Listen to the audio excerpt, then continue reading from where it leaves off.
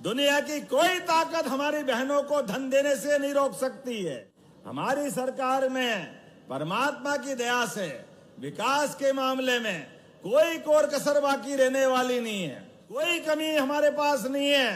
और आप चिंता मत करना, इस साल दिवाली से तो आपको 1500 मिलेंगे, अगले साल फिर 250, फिर 250 और 2028 तक 3000 रुपया महीना बहनों को दिया जाएगा।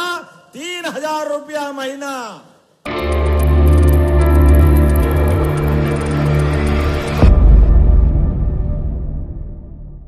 आज देवी अहिल्या इस नारी शक्ति सम्मेलन में जब मैं आपसे बात कर रहा हूं तो मुझे लग रहा है कि अहिल्या माता की ही कृपा होगी। बोलिए अहिल्या महारानी की। हमारे देश के अंदर ऐसी ऐसी रानियां जिनने अपने पूरे जीवन से भारत का मान बढ़ाया, सम्मान बढ़ाया। अहिल्या माता का तो जीवन इतना उत्कृष्ट था जिनके लिए मैं आप सबको बधाई देता हूं, आप सबको ये स्मरण कराता हूं। और ये थोड़े दिन बाद जन्माष्टमी भी आने वाली, और जन्माष्टमी पे हम यशोदा मैया को भी नहीं भूलने वाले हैं। आल की पाल की। बोलिए गोपाल कृष्ण भगवान की। ऐसा 5000 साल पहले चमत्कार हुआ, ये केवल भारत में ही हो सकता है, दुनिया में कहीं नहीं हो सकता है। भगवान कृष्ण का जन्म कितने कष्टों के बाद वसुदेव देवकी के घर के आंगन में गोपाल कृष्ण अपना जन्म लेते हैं, लेकिन उनकी जान बचाने के लिए उनके मित्र नंद बाबा और माता यशोदा, कितना बड़ा त्याग है। मैं तो सबसे निवेदन करता हूं उनका ये पक्ष भी आना चाहिए।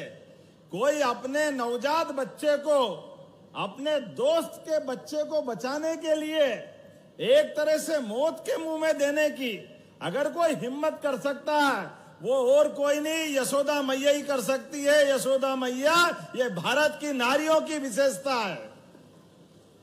और अपने मित्र के बच्चे को यशोदा मैया जब पाल पोस के बड़ा करती है, कैसा लाड़ लुटाती है, कितने प्यार करती है। इसलिए माँ बेटे का प्यार दुनिया में कोई जाना जाता है तो वो हमारे कन्हैया और यशोदा मैया का प्यार से ही दुनिया समझते हैं। ये हमारा अतीत का गौरवशाली प्रश्न है। अपने बच्चे को मरने के लिए देना और दूसरे के बच्चों को पाल पोस करके, अपनी जान से ज्यादा पाल करके यशोदा मैया ने हमारी सनातन संस्कृति की जो धारा जीवित की है वो आपकी सभी माताओं में दिखाई देती है। मैं आप सबको बधाई देता हूं, आप सबको पुनः प्रणाम करता हूं। और इसीलिए हमने कहा कि केवल हमारा वो पक्ष नहीं है, हमारे लिए तो यहां माना गया है कि भारत में बहन बेटियों का सम्मान क्या होता है। ये दुनिया में कई रक्षाबंधन नहीं बनता है, एक धागे का बंधन, लेकिन 7 जन्मों तक भाई बहन का जो प्यार रहता है, इस प्यार की किसी से तुलना नहीं हो सकती है। इसलिए हमारी सरकार ने तय किया है, लाडली बहनाओं के लिए, ये कांग्रेस के लोग कहते थे कि ये योजना बंद कर देंगे, चुनाव की योजना है, पैसे नहीं है, कहां से लाएंगे। अरे भैया, तुम्हारी नियत जैसी नियत वैसी बरकत।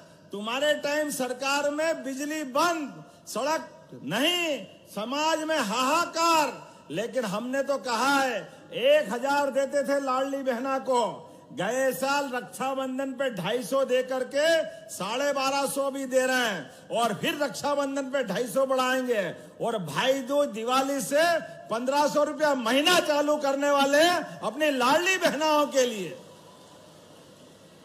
अरे बहनों के आशीर्वाद से भाई की जिंदगी और पूरा समाज अपने आप को धन्य मानता है। बहनों के जीवन में जो जो हो सकता है वो सब करने के लिए तैयार है, कोई कमी हमारे पास नहीं है। और आप चिंता मत करना, इस साल दिवाली से तो आपको 1500 मिलेंगे, अगले साल फिर 250, फिर 250 और 2028 तक 3,000 रुपया महीना बहनों को दिया जाएगा। 3,000 रुपया महीना। दुनिया की कोई ताकत हमारी बहनों को धन देने से नहीं रोक सकती है। हमारी सरकार में परमात्मा की दया से विकास के मामले में कोई कोर कसर बाकी रहने वाली नहीं है। जब विकास की बात कर रहे हैं तो इतना ही नहीं, अभी 3,000 तो आपको आपके घर पे देंगे, लेकिन बहनें अगर हमारे कामकाज करने आए, रेडीमेड गारमेंट्स में कोई और ठोस काम करने आएगी, तो बहनों के लिए कारखाने में 5,000 रुपया महीना सरकार की ओर से अलग से दिया जाएगा। यह हमारी सरकार का निर्णय है। बहनों के लिए अपने रेडीमेड गारमेंट्स बहुत सारे कारखाने हैं। धीरे धीरे करके पूरे प्रदेश में युवा बच्चों के लिए सरकार के माध्यम से एक के बाद एक यशस्वी प्रधानमंत्री का जोरदार अभिनंदन कर दे श्रीमान नरेंद्र मोदी जी का, जोरदार ताली बजा करके।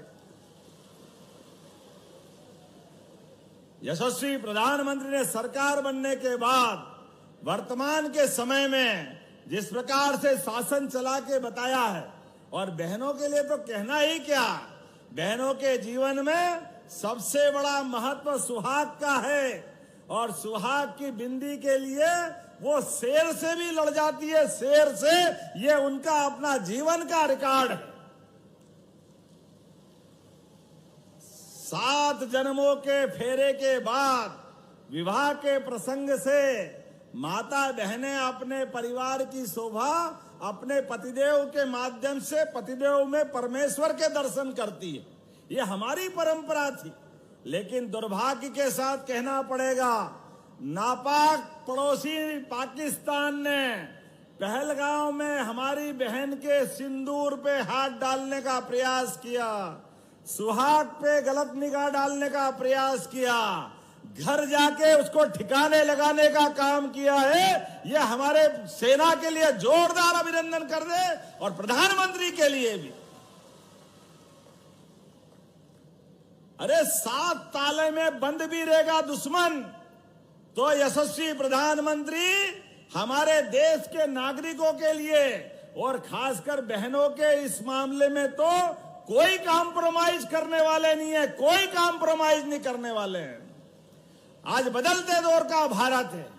ये कांग्रेस का जमाना नहीं है जब बॉर्डर पर सेना के जवानों के सिर काट करके पड़ोसी ले जाते थे और फुटबॉल खेलते थे। और दुर्भाग्य के साथ कहना पड़ेगा, ये नेता प्रतिपक्ष अभी है, उनकी पार्टी के लोग कहते थे क्या करें, पाकिस्तान की सीमा में ले गए, हम क्या करें। अरे डूब मरा चुल्लू भर पानी में तुम अगर इस ढंग का व्यवहार करते हो। जनता सही कर रही है आपको घर पहुंचा करके। आज पूरा पाकिस्तान का कोई नेता, किसी ने नहीं कहा, कोई सेना अध्यक्ष, क्या नाम है, मुनीर, और कौन प्रधानमंत्री है, शरीफ तो नहीं है, बदमाश है। किसने शरीफ नाम रख दिया है? पहले अटल जी की पीठ में छुरा घोपा बड़े वाले ने, और छोटे वाला और आगे बढ़ा, लेकिन घर जाके मार करके ठिकाने लगाया हमारी सेना ने। जोरदार अभिनंदन करो, ये हमारा बदलते दौर का भारत है।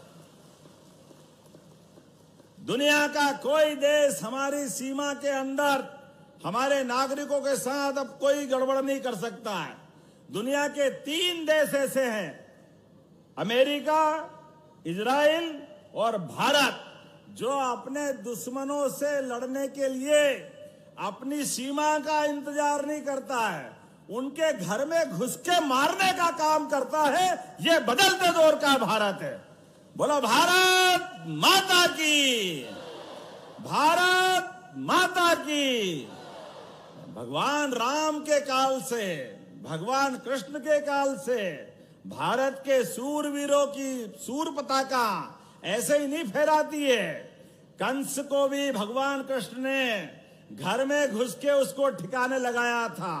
जो अति करेगा उसको ठिकाने लगा करके अपनी सनातन संस्कृति की ध्वजा लहराने का काम, इसलिए हमारी सरकार ने तय किया है, भगवान कृष्ण की जहां जहां लीलाएं हुई है, प्रत्येक स्थान को, चाहे वो उज्जैन का सांदीपनी आश्रम हो, या वो नारायण नामक स्थान जहां भगवान कृष्ण और सुदामा की दोस्ती हुई थी, या वो जाना पाओ की पहाड़ी जहां महर्षि परशुराम जी ने भगवान कृष्ण को सुदर्शन चक्र दिया, या वो धार के पास का अमझेरा नामक स्थान जहां माता रुक्मिणी के हरण के समय भगवान कृष्ण और रुक्मी के युद्ध में बड़ा इतिहास बना था, ऐसे प्रत्येक स्थान में जहां जहां गोपाल कृष्ण की लीलाएं हुई है, प्रत्येक स्थान को तीर्थ बनाएंगे। हमारी सरकार के माध्यम से तीर्थ बनाएंगे हर स्थान को,